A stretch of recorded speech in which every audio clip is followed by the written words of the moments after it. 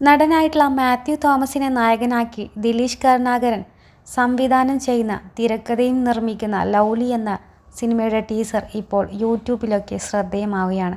3D ചിത്രമായ Lovely April 4-ന് റിലീസിന് വേണ്ടി ഒരുങ്ങിയിരിക്കുകയാണ്.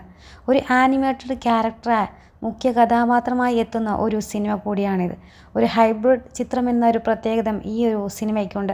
ചിത്രം നിർമ്മിക്കുന്നത് വെസ്റ്റേൺ ഗഡ്സ് പ്രൊഡക്ഷൻസിൻ്റെയും നാനി എൻ്റർടൈൻമെൻറ്റ്സിൻ്റെയും ബാനറിൽ ശരണ്യ സി നായരും ഡോക്ടർ അമർ രാമചന്ദ്രനും ചേർന്നിട്ടാണ്. എന്തായാലും ഈ ഒരു സിനിമയുടെ ടീസർ യൂട്യൂബിലൊക്കെ ഇപ്പോൾ വൈറലായിരിക്കുകയാണ്. ആരാധകരൊക്കെ ഈ ഒരു സിനിമ കാണാൻ വേണ്ടി കാത്തിരിക്കുകയാണ്. മനോജ് കെ ജയനും KPAC ലീല തുടങ്ങിയവരാണ് ചിത്രത്തിൽ മറ്റു പ്രധാന വേഷങ്ങളിലൊക്കെ എത്തുന്നത്. ഛായാഗ്രഹണം നിർവഹിച്ചത് സംവിധായകനായിട്ടുള്ള ആഷിഖ് അബുവാണ്. വിഷ്ണു വിജയ് സംഗീത സംവിധാനം നിർവഹിക്കുകയും ചെയ്യുന്നുണ്ട്. എഡിറ്റിംഗ് കിരൺ ദാസും പ്രൊഡക്ഷൻ ഡിസൈൻ ജ്യോതിഷ് ശങ്കറും പ്രൊഡ്യൂസർ പ്രമോദ് ഗോപാലുമാണ്. എന്തായാലും ഈ ഒരു സിനിമ തിയേറ്ററിൽ എത്താൻ വേണ്ടി കാത്തിരിക്കുകയാണ് അധികം പേരും.